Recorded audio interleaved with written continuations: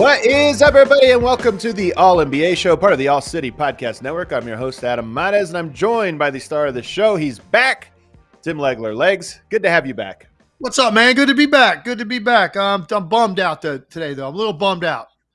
Caitlin Clark? I don't get to watch Caitlin Clark anymore, man. I don't get to watch Caitlin Clark play. This has been a fun run, man. Fun run. You know, it's like I've been getting like butterflies, getting ready for these games as if I was playing or coaching or somehow emotionally invested. You know, and no sibling involved or anything like that. I just was really digging watching her play, man. But South Carolina was clearly the better team. Kind of knew it would take a miracle for Iowa to pull that off. But so congrats to Dawn Staley and a perfect season. It was a fun one, and I almost feel like, you know, March Madness, both the men's and the women's, they were so fun, and they almost were like the appetizer, or they got me mentally ready for the NBA playoffs, where the intensity goes up, and so I'm kind of excited for that. We're only a week away for these games really starting to matter, and we're going to preview that in today's show by giving you a stock report of every team going into the playoffs. A quick hitter. Are they on the upswing or the downswing as they go into the playoffs? We're going to do that for every team. We're also going to start by talking about two games that happened last night that we found especially interesting. The Pelicans and Zion, Kyrie and the Mavs. We'll get to both of those. But we are presented, as always, by DraftKings Sportsbook. Stay tuned because you'll hear more about DraftKings and all it has to offer throughout the show. DraftKings, the crown is yours. Legs, let's start with a very good game. The Pelicans beating the Suns to tie the Suns in the standing, although the Suns have the tiebreaker over them. But they get the win in Phoenix, 113-105, and they did it behind two big performances. One from C.J. McCollum, who scored 31 points, and one from Zion Williamson, who had 29, 10, 7, and 5 blocks. And I know from your text messages earlier that you felt like this was one of, if not the best game you've seen Zion play. So what did you see from him? Yeah, completely. And he's had a better game statistically. He's put up bigger scoring games. He's had games where he's had multiple, you know, highlight reel type plays with that explosive athleticism. That's kind of what defines him. I just thought his intent and how hard he played, particularly in the fourth quarter when this game was really decided, it stood out to me. It's not typical every night for Zion. And I know, you know, if you're a Pelicans fan or, you know, just people that love Zion, whatever it may be, sometimes I think you're not watching the same thing I'm watching because, first of all, I love the person that he is. I love the way he conducts himself. I really do. And there's a lot of joy about him that I love. My thing, and this is what I've always tried to do, is like draw more out of him, is question how hard he plays at all times. It doesn't stand out to me that he's wants it more or he's playing harder than other star players in this league. That was not the case last night. He stood out in terms of his defensive effort. Some of the plays he made at the rim in the fourth quarter were plays that I just don't typically see him make, where he makes that kind of an effort to follow a ball handler to the rim or to come from the weak side and meet somebody at the rim as the last line of defense. I saw him offensively just, you know, the way he commanded the basketball and where he went to get to his spots to make very important shots in the lane. And then there was one play that stood out to me, Adam, above all others. And it was again, the game was still up in the air. He drove in. He actually got his pass or handle sort of deflected away from him. The ball was loose. It didn't look like he had a chance to come up with it. And he dove, like full body dive, just to get a piece of the basketball, and it ended up like squirting out. They pick it up. They get another chance to run a set, and they scored on that possession. And he didn't even get the basket. He didn't get anything statistically that was a metric on that play, but it was a winning play where he laid it on the line when they had to have it. And even like his emotional reactions to what he was doing. And it made me really start to think, and I don't know if I didn't see any post-game pressers or anything. So I don't know if I missed something. It almost looked like he was acting as if somebody said something to him on the other team that got him into this state of mind that we see a lot of star players get into, where they get ticked off, right? And they get cocky about it and they start talking and now they want the ball and they want to settle matters. I don't see Zion act that way. It's not really his persona. And he didn't do the trash talk or anything like that last night either, but he definitely was pumping his fist. He was absolutely very extrovert in his emotions, and that's just not who he is. So something went on, and no matter how you slice it, Adam, if he can bottle that more often, not saying he's going to turn overnight and become like a Giannis, like, we just every trip is like just relentlessness. Maybe that's just not who he is, but if he can do it more than he's done in the past and closer to what it looked like in the fourth quarter of this game, then, and look, they've got injuries, so they got to overcome that, but it just gives them a much better chance to I think, navigate a series and go deeper into the playoffs and us look at them differently. If he gives you that kind of effort, I was just so impressed with how badly he wanted to win that game. And I don't always feel that way about Zion. 100%. This is the story of the Pelicans and why they are the most two-faced team in the entire NBA. I think they're the single most two-faced team because Zion can be a two-faced player. And if you think back to the in-season tournament, that was a game where they clearly, as a team, but him specifically, was not up for it. A lot of people wrote some pretty critical things of him. I think he got into shape in the aftermath of that, started to push himself more. They've gone through this lull, and I feel like that lull even falls on his shoulders. There were games where we watched and said he should dominate this matchup. He should dominate this game, and he didn't. Now you get to a point in the standings where they could go one of two ways. They can rise out of the play-in and secure themselves and make themselves a threat. They even had a chance earlier on to go all the way up to maybe a 4 or 5. I think those days are gone. But with everything on the line, you get him to channel this. And here's the thing, because he was incredible. 5 blocks, first of all, it's not something he does. After the game, he talked about, if I could go out there and guard some of the best players, it's going to give my team a spark. So you were mentioning the postgame. He did mention a very specific mentality about it. But last time we talked about Pels, we talked about Zion not being willing to take jumpers when a team sagged off him. Here's a crazy stat from Andrew Lopez. Last night was the first game ever in Zion's career where he made 2 two-point field goals outside of 10 feet. He almost never takes them, but never in his career has he made 2 two-pointers. He's made 3s, but never 2 two-pointers outside of 10 feet. He took them and he made them in this last game. And I almost feel like that is the stuff we're talking about, being willing to do the ugly stuff, the vulnerable stuff, and the hard work stuff. And he did it as well as we've seen him do it. Yeah, and one of those twos I remember vividly was a pull-up jumper in a one-on-one situation where he pulled up and shot like a 17-foot jumper, clearly out of his comfort zone. And look, you'd love, hey, it'd be great in a perfect world. Zion adds a 3-point shot. Zion adds a mid-range. It's look, he's so dominant in the way that he attacks and scores, and so different because he's got all this power, but he's got an incredible touch around the rim. And even some of his finishes last night, like a very difficult finger rolls or angled shots off the glass when he's going full speed, doesn't look like he should have that in his arsenal. That's always been who Zion is. Even back when we first saw him break onto the scene, right, as this viral sensation in these videos, like you couldn't believe you're watching with the vertical and a guy built like that. Then he goes to Duke, a lot of the same things. And for me, I always said from the beginning, yeah, but what sets him apart is the touch. It's not the athleticism, because with just athleticism, without that incredible ability to finish from different angles softly, and usually going to his left hand, by the way, he gets there every time, then all that athletic ability is just another dude. He's got to be able to finish those plays, and he's always been able to do it. The thing I've always tried to just extrapolate from this guy is, can you just play with more intensity more often? Can you sprint? Like I said at one point, I think last year, I've never seen Zion Williamson run as hard as he can. Just flat out where you're in sprinter's mode, like head down, man, like chugging it on the wing even. Like when you know you're going to get it and probably get to the rim and score. And part of that was tongue in cheek, because obviously, I'm sure he's done that. But like I'm just saying, it never stood out to me when I watched him. his rebounding numbers I've never felt have been where they should be for a guy that's that strong, that explosive off the floor. Why do you have nights where you have 2 rebounds? I don't get it in 35 minutes. It doesn't make sense to me.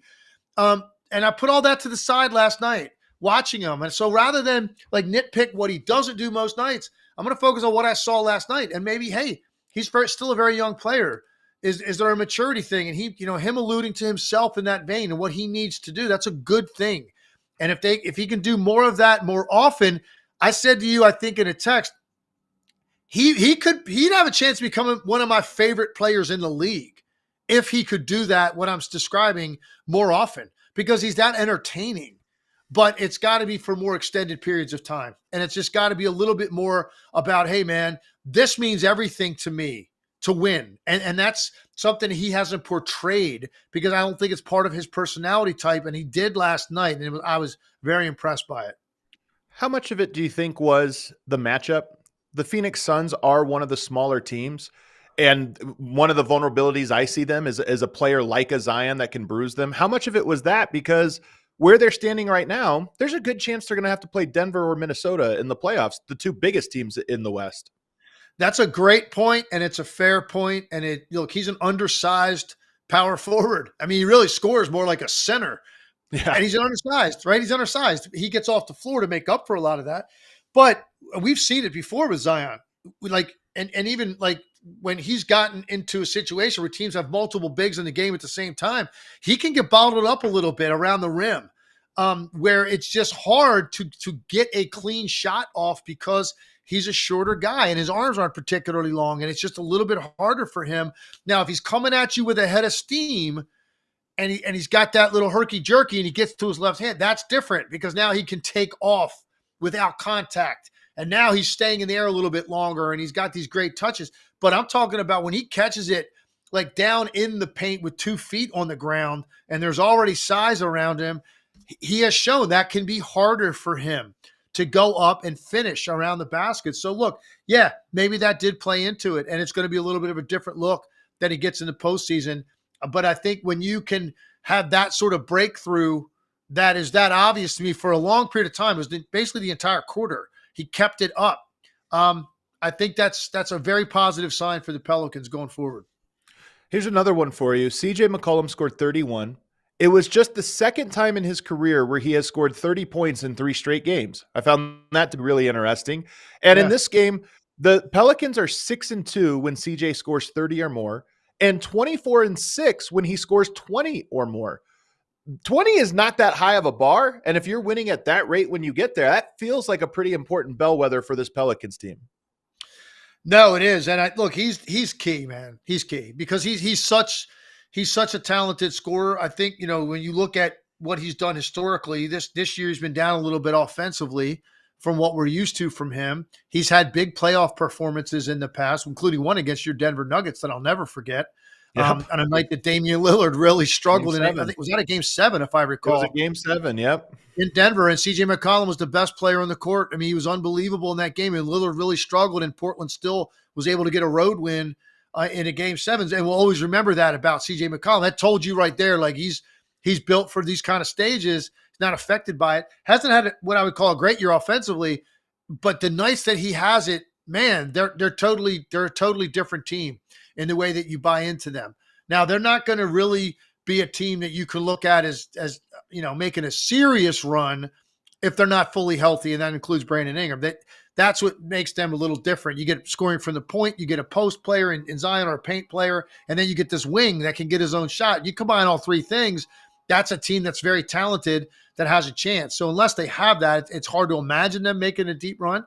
But yeah, CJ McCollum is absolutely key. You feel like most nights when they play well and win, CJ McCollum plays very similar to what he did last night. We have 1 week left. The season ends on Sunday, and now the Suns and Pelicans are tied, 46-32. You've got the Timberwolves and Nuggets who are tied. You've got a bunch of ties throughout the standings in the West. It's just going to make for a phenomenal final week. I really like how things are shaking up. Any last thoughts on this game? We have a lot to get to. So any final thoughts on this one as we wrap it up? Well, I think overall Phoenix has been better lately. We're going to talk more about all these playoff teams and kind of like how they're trending right now going forward. They've been better.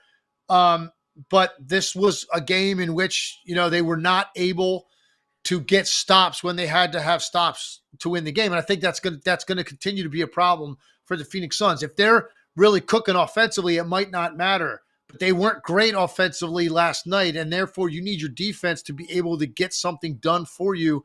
They weren't able to do that late. And I haven't looked at the schedule. I don't know if you have it in front of you. Comparing the two teams, I think it's really important to try to get out of that play-in, man. Just for mentally, it's obviously better because for a fact you got a best of 7 right off the bat. But I also think that you're less likely to have to see Denver if you can get into that 6th spot, right off the bat, because I think Denver still could finish 2. And now you get, your reward for getting to 7 as you play them. So I think that's important. And now they're in a dead heat with the Phoenix Suns with 4 games to go. And I'm not sure. I think Phoenix might have the tiebreaker, but I don't know what their schedules are the rest of the way. Well, let me tell you, because it's really, really strange. So the teams in the play-in right now, New Orleans, Sacramento, Golden State, and Los Angeles, that's exactly who the Pelicans play. So they have Portland. Wow. They have Portland, and then they play at Sacramento, at Golden State, and finish with the Lakers. That's interesting for a couple of reasons. One, you obviously want to win those games to get out of the play-in. But how hard do you go? How much do you show and all that stuff, knowing that if you lose, you play that team again? So really strange end-of-year schedule for the Pelicans. Yeah, that's bizarre that they would have to play those teams, and then they might have to turn right around and play again. Now, do you have Phoenix? Who does Phoenix have the rest of the way? So Phoenix has 2 matchups, a home and an away against the Clippers, and then they play at Sacramento, at Minnesota, and I think all of those games will matter for all of those teams. So they also have 4 playoff teams or play-in/playoff teams, and 3 out of the 4 are on the road. All right, then it sounds to me like New Orleans is going to get the 6th spot if I'm a betting man, and obviously the Sacramento is still alive for that as well, and I guess technically the Lakers, but that's not going to happen. So you're really talking about Phoenix, New Orleans, and Sacramento. I think the Pelicans are going to end up with the 6th spot based on what you just said. That's not an easy road for Phoenix, and those teams are all so tightly bunched together. They're still trying to win, the teams that they're playing. So I think that's going to be difficult for Phoenix to pull that off. There's no question. Man, this schedule really, when you look at it, I mean, you said the Lakers can't win, and you're probably right. They can't get up there, but they do play the Pelicans. So that is one game that, a big one that can give them a boost in the standing. So it should be a really good finish for both the Suns, the poor Kings who play both teams, and then obviously the Pelicans as well. Man, this West is going to be a great showdown. Let's take a break. On the other side, we'll get to another great game that happened last night. In fact, even more thrilling is the Mavs win in overtime. We'll talk about that one on the other side, as well as do a stock report for all of the playoff teams. But first, as we head into the week, into the last week of the season, you might want to hop on Game Time. We're talking about all these great games. Well, you might want to get tickets to one of these games. It's probably going to be playoff-like intensity for a lot of them. And where do you go to get tickets? Game Time. You check out the Game Time app. They've got the flash deals, zone deals, last-minute tickets. It's easy to buy tickets for every kind of event in your area. So even if you don't want to check out these playoff-like games this week, maybe you want to see if there's a festival or concert in your area, find your favorite venue, see what's coming up, and they have a lowest price guarantee, events cancellation protection, job loss protection, and several other cool features. So download the Game Time app, create an account, and use our promo code ALLNBA for $20 off your first purchase. That's, again, create an account and use code ALLNBA for $20 off.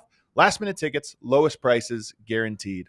Also want to tell you about DraftKings Sportsbook. This episode is brought by DraftKings Sportsbook. Download the DraftKings Sportsbook app and use that same promo code ALLNBA. That's ALLNBA. The NBA season is in full swing. We got the playoffs coming up. We have end-of-season awards. If you want to get risky and throw down a bet with 1 week to go on who's going to be the MVP, I see a lot of Mavs fans very confident Luka's going to be the MVP in the chat. You can get great odds on that if you really believe it's going to happen right now on DraftKings Sportsbook, an official sports betting partner of the NBA. And right now, new customers can bet $5 and get $150 instantly in bonus bets. So even if you vote on Luka and he does not win, it doesn't matter. You'll get $150 instantly in bonus bets just for losing, just for placing your first bet. North Carolina listeners, don't forget DraftKings Sportsbook is now live in your state. Shout out to the Tar Heel State. You now have DraftKings Sportsbook. So download the DraftKings Sportsbook app, use that code ALLNBA, and remember that new customers can bet $5 and get $150 instantly in bonus bets only on DraftKings Sportsbook with code ALLNBA. The crown is yours. Gambling problem? Call 1-800-GAMBLER. Or in West Virginia, visit 1-800-GAMBLER.net. In New York, call 877-8-HOPE-NY or text HOPE-NY 467-369. In Connecticut, help is available for problem gambling. Call 888-789-7777 or visit ccpg.org. Please play responsibly. On behalf of Boot Hill Casino and Resort in Kansas, 21 and over. Age varies by jurisdiction. Void in Ontario. Bonus bets expire 168 hours after issuance. See dkng.co/bball for eligibility and deposit restrictions, terms, and responsible gaming resources. All right, back here, segment 2 of the All-NBA show. Legs, your Mavericks got a win in overtime last night, 147. I'm teasing you. 147 to 136. They win in overtime. The Rockets drop 5 in a row. Here's what happened in this game. Jabari gets to the line with 2 free throws. You make one of them, you seal this game, and it's all over. He misses both. And I feel like when you're watching this game, and I saw it late, so I already knew the outcome, but when you're watching this one and they grab the rebound, the crowd kind of knows what's coming. It's almost a bad omen when you miss 2 free throws that can seal it. It's like this omen of, oh my God, the door was left open. What's going to happen? The ball swings to Dante Exum, was one of my favorite stories of this entire year, and he drains it. And Kyrie Irving and the Mavs take care of business in OT. What stood out to you about this one? Yeah, well, look, first of all, Houston jumped them early, so Dallas was playing from behind literally the entire game. And this was a shootout. Neither team was really doing much to stop the other one. Dallas, Kyrie Irving was sensational. I mean, he was incredible offensively the entire game. And then you're just hoping that, Dallas could get themselves into a position where they have a shot at the end. You're right. Make 1 out of 2 free throws in that situation, Houston's going to win that game, but they didn't. So now here comes Dallas. And they come down the other end, and you know where all the attention's going to go. And it was like an interesting situation where there was some contact, almost like an illegal screen type of situation that freed Exum up and gave him some space. And he stepped right into it and knocked it down. And look, you're right. Exum's been a great story. He played 35 minutes in this game. He had 14 points, 9 rebounds. He is a critical component to what Dallas hopes to do in the postseason, because he's a bigger guard that can play on the ball or off, and he makes great decisions. And now this was a pressure situation where, your best player is not able to get a shot off, and he's counting on you to step up. When 2 guys are drawn in a different direction, you got all that space and time. It's a big pressure shot, but Lucas expects you to knock that down, and you do it. And you get to overtime, and then Dallas outscores them 18-7 in overtime to win the game. So very impressed that Dallas just continue to stay with this thing the entire way. And I know the Rockets aren't a playoff team, but they just recently won 11 straight games. I mean, they've been playing really well here for a long period of time. And, to be down to that extent and just have to fight the entire way to where literally not until the last play of the game do you feel like you're on solid footing was impressive on the part of Dallas. But the biggest takeaway for me was the way Kyrie played, and then continuing to be impressed by some of these role players. By the way, PJ Washington was great in this game. 2 huge shots in overtime, left corner threes, and he's going to get corner threes like as much as he wants in the postseason. He only went 2 for 7 in the game, but he made the 2 biggest ones. I don't know. We're going to have to call this like the Boris Diaw All-Stars. Boris Diaw, if you remember, he was in Charlotte. Of course, they're like the same exact body type too. It's like crazy. So true. But he was in Charlotte, and everybody's like, oh, he's washed. He's no longer good. He's a terrible player. And he goes to San Antonio, and he's like one of their most important players on a phenomenal, one of my favorite teams I've ever watched. Every year there's a guy that gets picked up who's in that role. He's not a star, but he's, just a little bit below star level, like a really good role player, and really shines. I think PJ Washington wins that award this year. A guy who is so much better than what he was showing in his previous spot, found the right place, and now every team looks at him and goes, man, that's the kind of guy we all need. We all need a PJ Washington. Yeah, and it's crazy the way this league works sometimes, because you can actually be doing things more significant statistically, and he's coming on right now as a scorer. But for a while there in Dallas, it was kind of hit or miss, a little bit inconsistent. Put up more consistent numbers in his previous stop, but no one was paying attention to it. You could do less on a good team, and it's so much more impactful in the way that you're viewed. And I think that's kind of who PJ Washington is and what he's going to be for this team. But now, in addition to that, you look at the last 4 games, what he's done in the month of April: 20, 19, 32, 14. averaging 8 rebounds a game in the last 4 games, playing around 40 minutes a night. And it gives you a lot of energy and effort defensively as well. This is no secret. I was huge on the pickup of PJ Washington and Gafford. Yep. And that day, the trading deadline, I was on a lot of shows that day. I did a whole 1-hour draft special or trading deadline special that night after it was all done. And they were like, well, what are you talking? Who do you think were the big winners? And all these people are naming different teams. I said, I can't believe nobody's talking about Dallas, and what they just added to their team. And 2 guys that are going to play a lot of minutes on a team that I think is already a threat because of who they have at the top. And now these guys, PJ Washington is doing things offensively I didn't expect him to do with this team. And I think it's going to be critical because he's taken almost 9 threes a game in the last 4 games. Guess what? That's going to be an average night for him in the postseason. He's going to get 6 to 10 threes every night in the playoffs because of the way teams are going to scheme their defenses to deal with Luka Doncic and Kyrie. And so if he can make a decent percentage of those, Dallas has a great chance because the looks are going to be there.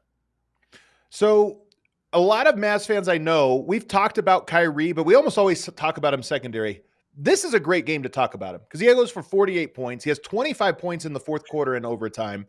And I'm going to start it by this way because I want you to talk about just how good he has been this year. We've talked about him not being a distraction, but I mean as an impact basketball player. I want to hear your thoughts on how good he's been. But specifically, Luka's an MVP candidate. He is capable of being the best player in any series, no matter who you go up against. But Kyrie is capable of being the best player in any game and probably in multiple games in a playoff series, regardless of who's on the court. So what is it about him and how confident are you that he can be that at the right moment of the game? Game 4, it's 2-1, you're down, and all of a sudden Kyrie's the best player on the court. You didn't expect it, wins you that game. I have all the confidence in the world in Kyrie. I think my biggest concerns about Kyrie have always been more about navigating a regular season and being in the right place mentally when the playoffs start. If he is clear-minded, he's proven what he's capable of doing. He's not affected by pressure, man. He's not going to be affected by the importance of the game or the moment or the shot or anything like that. He's just not. He's too good offensively. He's too confident in that way, and he's played in so many big games. I've said it, and I'll say it again. He's in the best lane for him. There's another dude he's playing with that's like the center of their universe. That's this gravitational pull where everything's directed at Luka, microphones included. Everything, it flows toward Luka, so you can just go do your thing, stay in your lane. You're going to have opportunities every game where it's your show, and you can go. And Luka's entrusted him more and more the longer they've played together to do that. It's a welcome relief for Luka Doncic to have it. And so I have no question, as long as he's healthy and there's no off-court distractions going on with Kyrie or whatever it may be, and he has no indication to think that's going to pop up now with how well he has played and the fact he's been available almost every night, I have no question that when they need him, it's 2-2 in the first round, whoever they're playing, and it's fourth quarter, and you got a one possession. I have no doubt that Kyrie Irving is capable of having a 6-8 point stretch where he is the best player on the floor. That's the luxury that Luka Doncic has, which is why I've said this is the best team Luka Doncic has played on, because he has a guy, to what you just said, that is capable of being the best player on the court for stretches of games when you have to have it under the most intense pressure. And that's who Kyrie is. And so I have no hesitation whatsoever in what his postseason is going to look like. I think he's going to be great because he's already cleared the harder part for him, which is staying locked in for this long in the regular season. How about this one?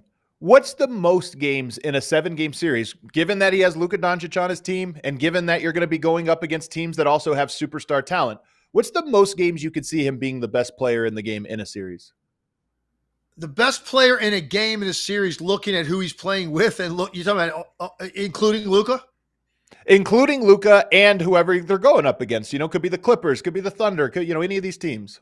Well, here's the thing. I don't know that maybe in a series he'll have one of those because of who he's playing with, who most nights is going to be their best player, and also the stars on these other teams. But here's the thing, Adam, it doesn't have to be that he's the best player in the game, Right. like for the totality of 48 minutes. No, he has stretches where he is the best player on the floor, and he's capable of doing that at key times when they need it. Maybe some of that is Luka's getting a rest. Luka's out of the game, and that used to be a major problem for the Mavericks. It's not anymore with Kyrie Irving. So it doesn't have to be, hey, when it's over, was Kyrie the best player in the game? In most nights, you're going to say no because of who he's playing with. It's going to be Luka usually, or maybe it's Jokic, or maybe it's Kevin Durant one night, or it's Kawhi, whoever. That's not the point. The point is, did Kyrie just have 12 minutes in that game where he was unguardable, where he got into his thing? And yes, he will. He'll have a lot of those kind of nights, and that is why I think the margin for error is greater with Luka than it's ever been, and that's a scary thing for the rest of the league. 100%. I like the question because here in Denver, we talk about, could Jamal Murray win a Finals MVP? And my answer is yes. I think he could. I wouldn't pick it. I think 19 times out of 20, if the Nuggets are winning a title, Jokic the best player in series, every series. But Murray has that ability to do that. And I just think Kyrie is a similar player. Luka's clearly their best player, most important player, and most likely to be the best player in every series they play. But Kyrie is so good and gets so hot that he is capable of, in my opinion, 4 times out of 7, just having a game like that where you're like, he won them the series because he went off at the right times and carried them there.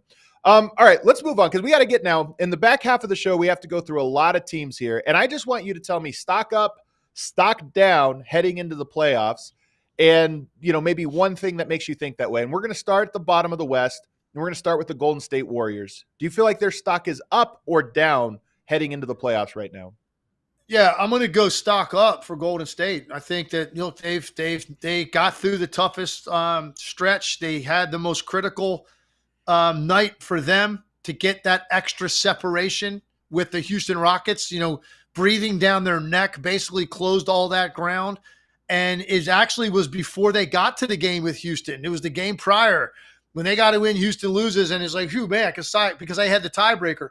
So getting to 2-game lead meant everything. And once they did that, they relaxed. But there's no way to deny the fact they've gone 7-1 in their last 8, with their only loss being a 2-point loss to the Dallas Mavericks, who you and I both love, and I love even more. And that's their only loss in the last 3 weeks. So there's no doubt that they're trending up. Does it mean that you think they can, get out of the play-in, win 2 games in the play-in, and then go win a series? No, I don't think that's going to happen.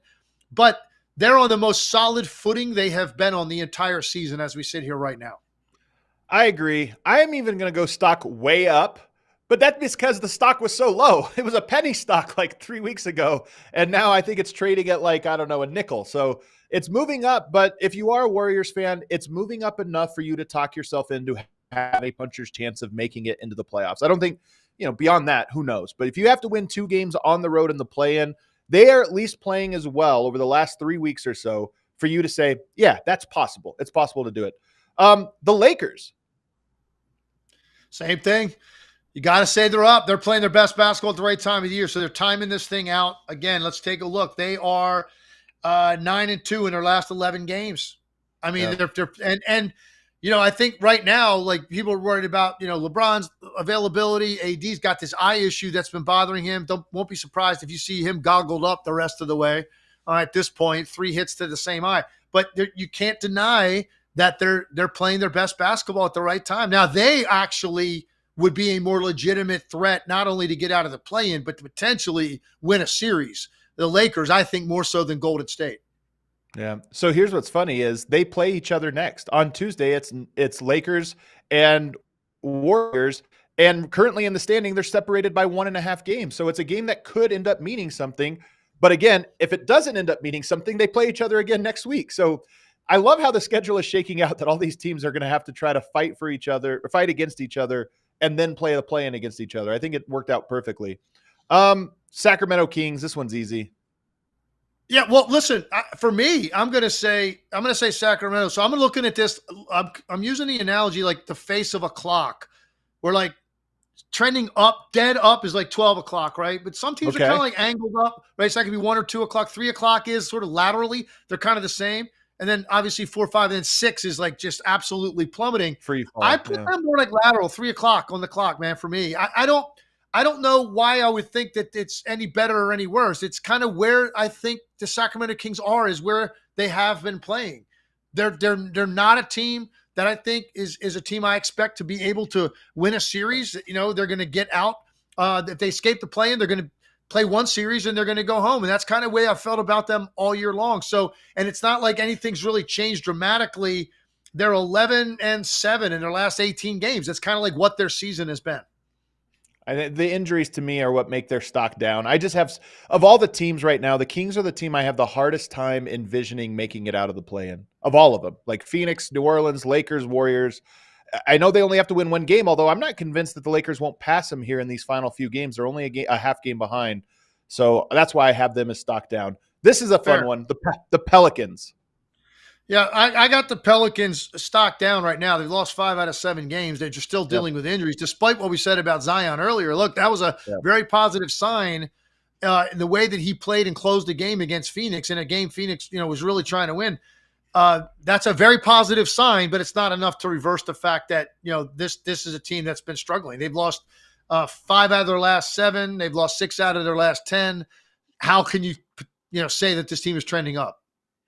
The Brandon Ingram question looms over the entire team. Yeah. That's like a big one for them.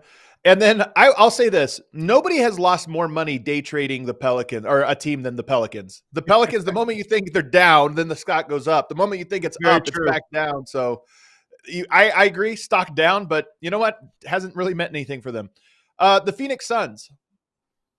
Man, so this is, again, go back to the clock face. So I'm not going to say they're at 12 o'clock pointing straight up. I'm going to put them more at like around 1:30, right? So they're definitely, it's kind of like this curve, right? They're up 2 steps forward, 1 step back, I think is the way I view them. But overall, compared to how I was looking at them, after they had some really bad losses during a stretch where you really wondered if they were going to get it together, and they were dealing with injuries. They've had guys more available.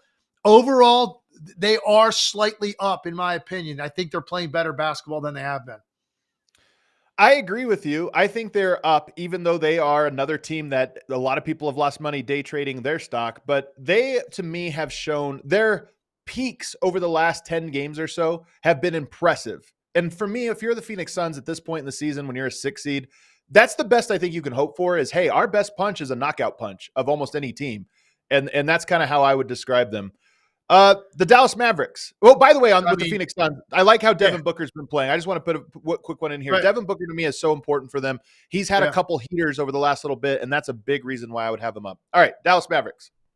Well, I mean, they're like sitting on the shuttle launch at Cape Canaveral, pointed straight up. There's no way they can be trending up more. 16-2 in their last 18 games. We already talked about how well Kyrie and Luka are playing together now. They've got role players that are getting even more comfortable in what they're going to have to do in the postseason. I love what I'm seeing out of the Dallas Mavericks. I legitimately think they could be the team that's looking at Denver when that ball goes in the air for the Western Conference Finals, if they can avoid them the first 2 rounds. Well, right now, it really looks like they might match up in the second round. So same to me. I think Mavs and Nuggets to me would be my picks to come out of the West, but they might match up in a second round series, which would be tough, I think, for both teams. Just a tough draw for both of them. I agree, though. I think their stock probably is the hottest in the NBA. I was trying to think about this. The Celtics and Nuggets have the best record since the All-Star break. So if we're looking really long and really all season long, those two teams have looked great. But I think the Mavs have the hottest, percentage gain over the last month or so. They just look really, really dangerous. They look like a premier team. The Clippers. This one's tough. This one isn't easy overall. I guess you got to say up. I mean, they've won 6 out of 7, but Kawhi right now, I'm a little bit concerned about Kawhi Leonard and his sustainability and durability once you get into the playoffs for a long run. And it's not happening if Kawhi Leonard is not their best player, night in, night out. Kawhi Leonard has to have that kind of effect on the game, but look, they're winning games right now, and they're putting up a lot of points in doing that for the most part. So I think overall you'd have to say trending up.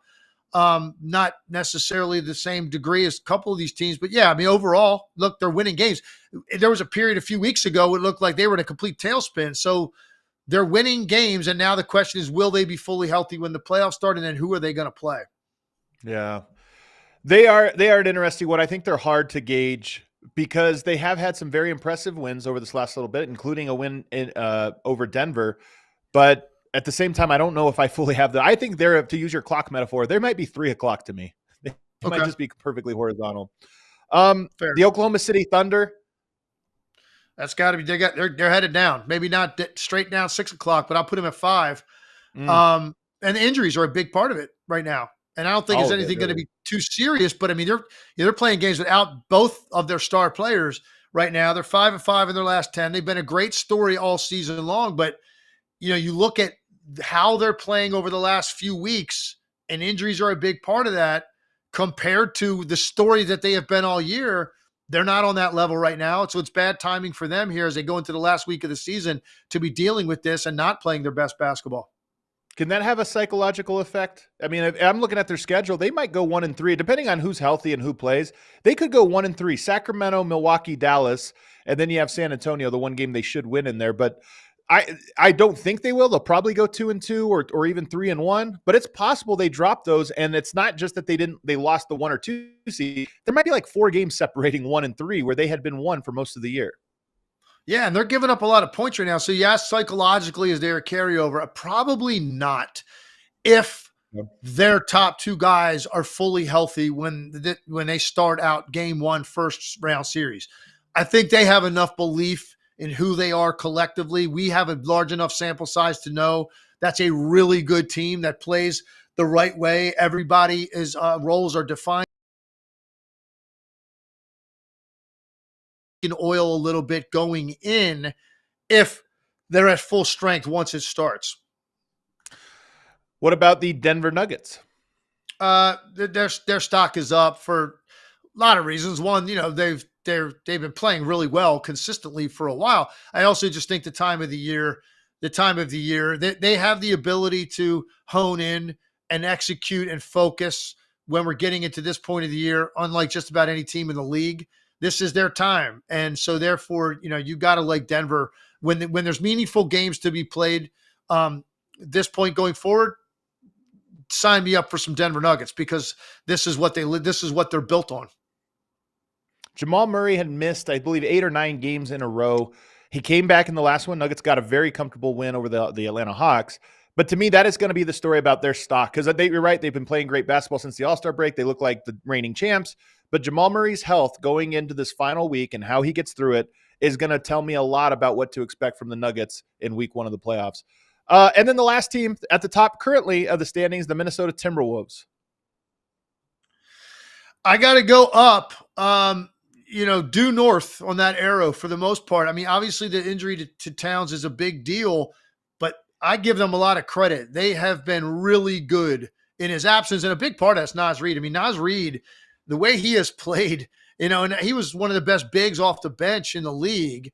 But now, stepping into a role where he's just asked to score more, he can really shoot it. And he's very athletic defensively. So he has stepped up in a big way and shown you, Adam, that he's capable of being a starting center on a lot of good teams. And he's made himself some money, I think, the way he's played at Karl-Anthony Towns' absence. So they're finding ways to win games, even though they haven't been at full strength. And it's funny, I watch Minnesota, like the heartbeat out there, the people that follow that team, and they get so ticked off if they're not included as a team that you see like playing Denver at the end or beating Denver or going to the finals. They believe anyway, even without Towns, because of how well this team has played. 10-3 in their last 13 games. So they're playing really well at the right time, and they're shorthanded. Give them a lot of credit. So Naz Reid, has been playing great. Karl-Anthony Towns now sounds like he's going to be back, and there's hope he plays before the end of the season. But the big game legs is on Wednesday. They're at Denver, and that game will very likely determine who is the number 1 seed. So do you bring him back if that's his first game? Do you bring Karl-Anthony Towns back for that game? I mean, if you do, look, there's nothing wrong if that's his first game back. You play him in a limited role, 15, 16 minutes off the bench, because it just gives you added depth right up front, which you're going to need probably against Jokic. So, yes. But I don't think do you bring him out there? And you know how it is. If you're a player on that caliber, typically those guys don't come off the bench when they come back from injuries. So the way this league works is when you're ready to go, you're at 100%.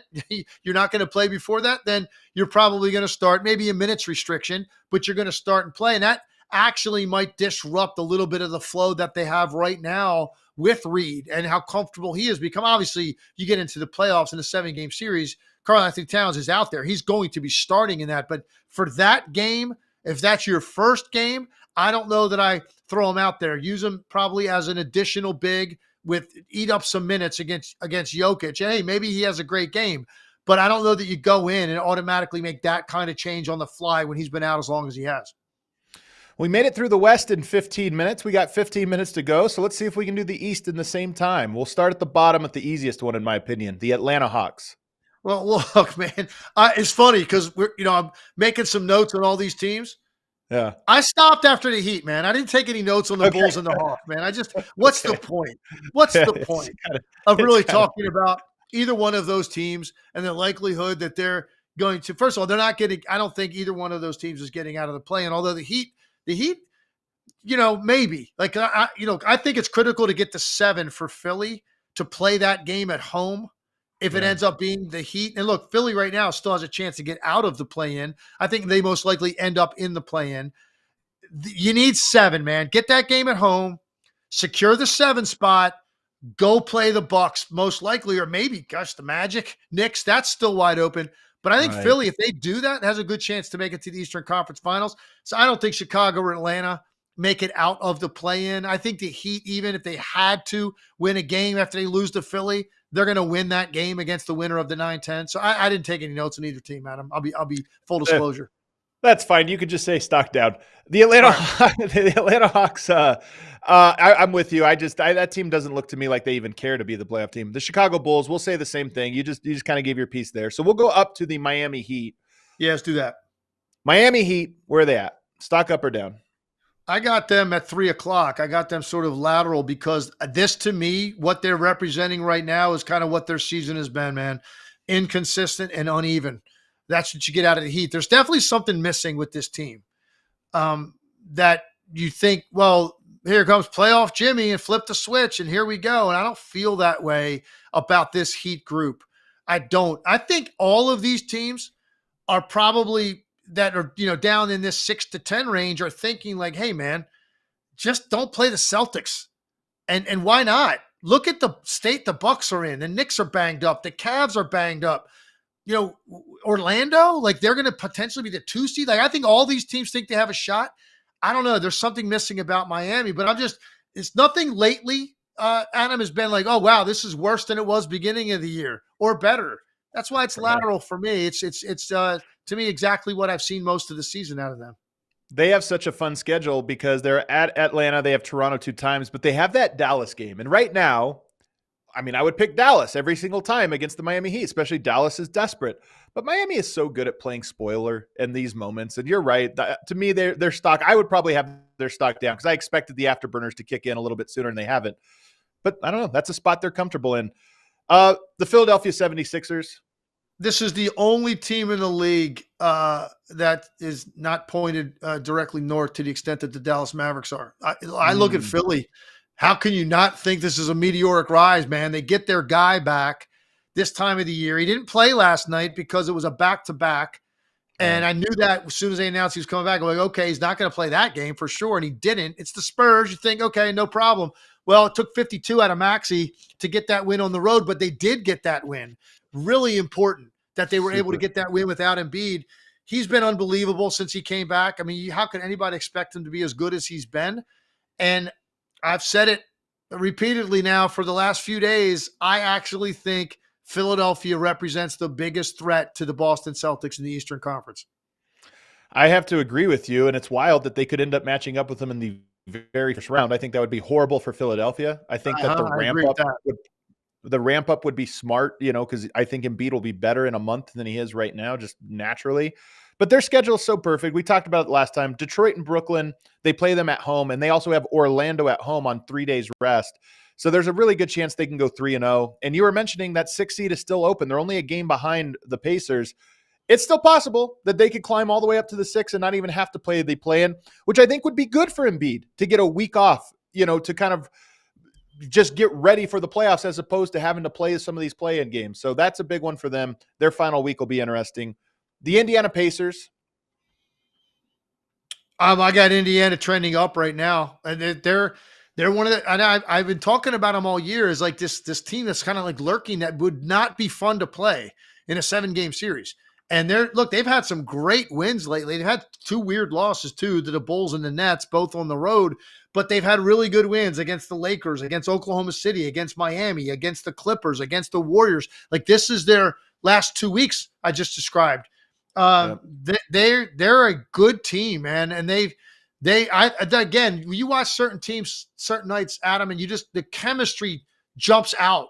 This team has incredible chemistry.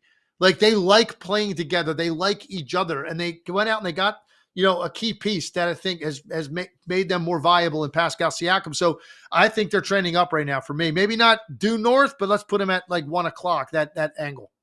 I think the standings in the East at this very moment are perfect because you have a lot of like fun matchups of teams that I would almost pair. And the Orlando Magic and the Indiana Pacers, those are 2 teams I would pair together. They're young, they're unproven. One's the defensive version, one's the offensive version. That would make for a good style fight to me. So I kind of like the way the seeding is at this very moment. We go to the next one. It's the Cleveland Cavaliers. This one's painful. Oh yeah, they're in an absolute freewheeling nosedive. There's no other way to describe it. And Donovan Mitchell's banged up right now. I think they've lost 8 out of 11. I mean, this was a team that looked like the void was open. I mean, there was a hole created at the top of the East with the way the Bucks were playing, and it looked like at one point, man, like the Cavs were playing great. You're thinking like, wow, this is the team. They're going to probably be the 2nd seed in the Eastern Conference, and it has just been a rough stretch ever since then. 5-11 in their last 16 games. I mean, You can't play worse than you are if you're the Cleveland Cavaliers going into the playoffs. They just lost 3 in a row to Phoenix, Lakers, Clippers, Denver, 4 games on that road trip. They got 3 straight at home to finish the year. Maybe they can find some momentum going in. But again, Memphis, Indiana, Charlotte, 2 bad teams. You need to almost run the table to feel better about yourself and for us to feel better about them going in. I think the better about yourself part is a big part of it because they're a team that with these injuries and with this free fall has lost sort of their belief. And that's such a big thing for a team that's like Cleveland that requires every edge to win in the playoffs. The Knicks, OG Anunoby's back. What do we go here? He's back. I still think they're down. I wouldn't say like, that arrow's headed due south, but it's probably that 4:30, 5 o'clock. Again, injuries, now it looks more and more like, this is what they're going to have to go forward with. And I actually worry a little bit about Jalen Brunson. He played great last night. And they had a really nice win against a just staggering Bucks team right now. But I just think, man, the usage and what's being asked of him and what he has to do every night to grind it out, I think that's going to be very difficult to sustain without another big-time offense generator, and that's what Julius Randle was for them. So I think they are – what is New York? They're 5-5 in their last 10, so nothing remarkable here over the last 3 weeks, and they've got injuries. Good win last night. Let's see how they finish up. They can maybe change my mind. So currently, that's the first round matchup that we have 2 teams that are trending down. The Knicks and Cavs currently in the 4-5, and both of them trending down for both of us. We both agree about that one. One of my favorite teams in the league, the Orlando Magic. Orlando Magic, I'm going to put them at like 230. So just slightly up, but mostly up. Okay. Mostly lateral. Mostly lateral for me based on the year that they've had. But they've won 4 out of 5, and they had a little bit of a rough patch before that, but they just won 4 out of 5, and they haven't gone away. They haven't gone anywhere, man. They just got themselves in the mix. And the fact that we are sitting here with a week to go in the season, and we're talking about the 2 spot is still in the mix for the Orlando Magic in the Eastern Conference is absolutely amazing to me. The 2 seed would be insane. You're right. I didn't even notice this late as we were preparing because it wasn't on my mind. They're a game behind the free-falling Milwaukee Bucks. That would be insane if the Orlando Magic finish as the 2 seed. And by the way, the Oklahoma City Thunder might look like they're going to finish at the 3 seed. We talked all year about the young upstart Thunder. If the Magic somehow at the last minute race past them and become a 2 seed in their own conference, that would be a wild storyline that we almost wouldn't even appreciate. And Adam, it gets even better. The Magic play Milwaukee 2 of their last 4 games. Oh, wow. They've got the Bucks twice, including the last game of the year, next Sunday, 1:00, and that game is at home. They play at Milwaukee on Wednesday, and so Milwaukee can really kind of control that narrative if they win that game. But look at the way Milwaukee's playing. Orlando's got 2 cracks at the Bucks in this last week of the season, including the last game of the year at home, which could be for the 2 seed in the Eastern Conference, where you get to host two series in the playoffs. The Orlando Magic, it'd be an amazing story. But they've also got Philly on the road during a set. So it's 3 tough games for the Magic, but at least you get to control who's in front of you by playing the Bucks twice. I think that's critical. The schedule makers, man, the script writers this year did a great job. Great job by the script writers, given these games in the final week. We're going to have some great shows all week. All right, the Milwaukee Bucks. This is an easy one. My goodness. I mean, I don't even have to say where this arrow is pointing. I think we all know where this arrow is pointing. Man, I tell you what, I didn't like what I watched yesterday out of some body language on that team. They're not imposing. They define mediocrity on both ends of the floor. They haven't reached their stride offensively to overcome some defensive issues. It looked like they were starting to work it out because they were playing harder. I still don't think that offensively they're as good as they need to be. And they just look like a defeated group, man. I don't think they have the belief that they need, Adam, right now. And the numbers don't lie. 15-17 now under Doc Rivers. Rough start. Then they played much better. And now they're in a tailspin completely as we head into the playoffs. So, no, I don't know that there's a team right now in the league that is spiraling more out of control relative to their health and the talent than the Milwaukee Bucks. And what's crazy is you mentioned they're 1 game up on Orlando, just 2 up on the Knicks and 3 on the Cavs. And there's only 4 games to go, so you think it feels secure. They just lost to the Wizards, the Grizzlies, and the Raptors in a row. And then, oh, by the way, they get blown out by the Knicks. And so to finish, so those are 4 games. The Knicks game, by the way, was at home. You had rest. You lose that one. So that's 4 tough losses. And your next 4 games are the Celtics, who probably won't bring their, that the Celtics have nothing to play for. So I don't know how much they'll show their hand in that game. Orlando twice and at Oklahoma City. It is possible. It's conceivable that the Bucks could go 0-4 down the stretch. And now we're talking about, could they be as low as a 4 seed even? Crazy and disheartening slide for them. And my confidence is at an all-time low for the season. There's some teams' legs, and you know this, especially when you bring in new pieces. You go through the whole season, there's ups, there's downs, there's all this. But some teams, it just seems like, they don't gel. There's not a good feeling or connection with that team. And that's what I don't want to be a hot takey. Anything's possible because of the talent. But they look like a team like me that are just not connected at all. I'm with you. And it's interesting to see, like, we'll get into that if the time comes, like in the offseason, like how they're going to look at everything and the totality of how they need to build their roster around their stars.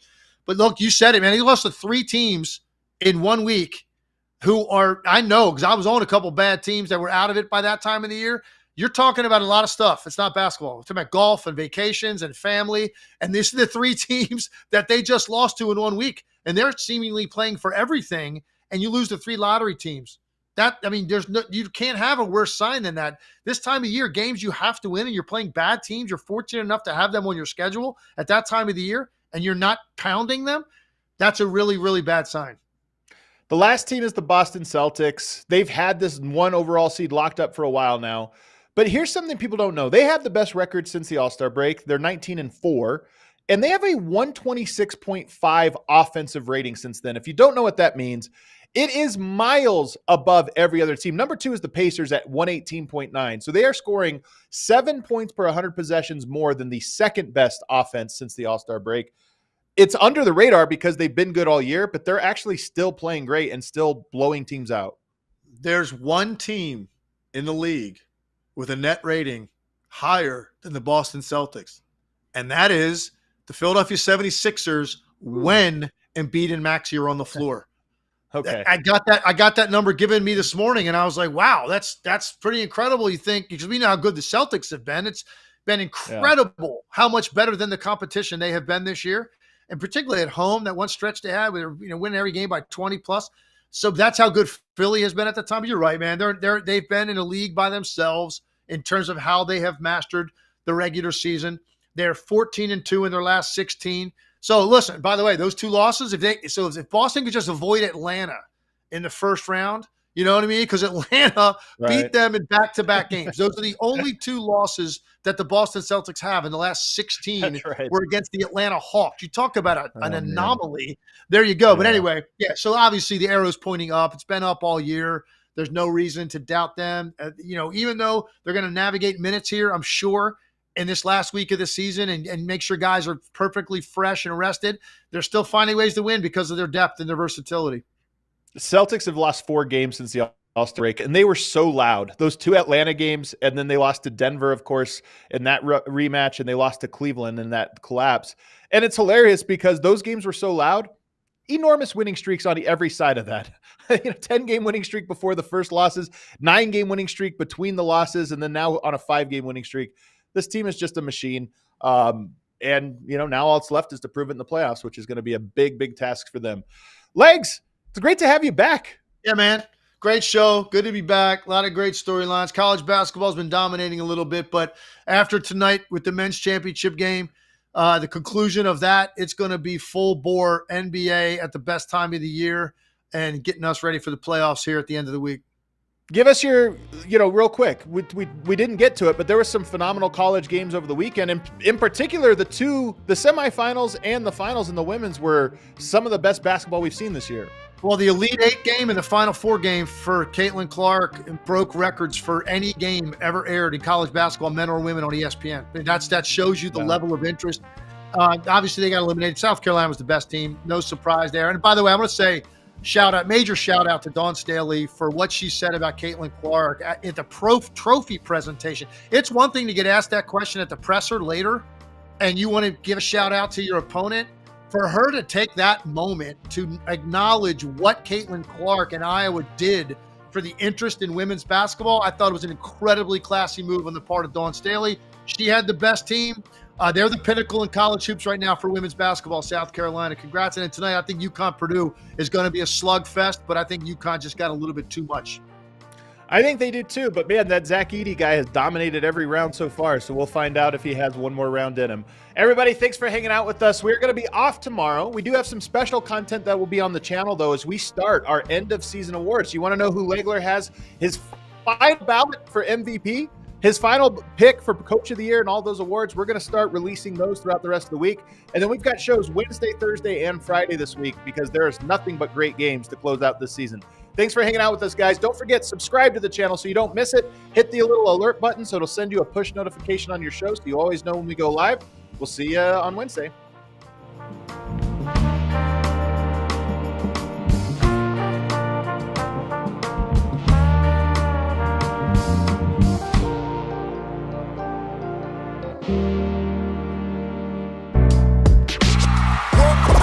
We all silly like the mayor.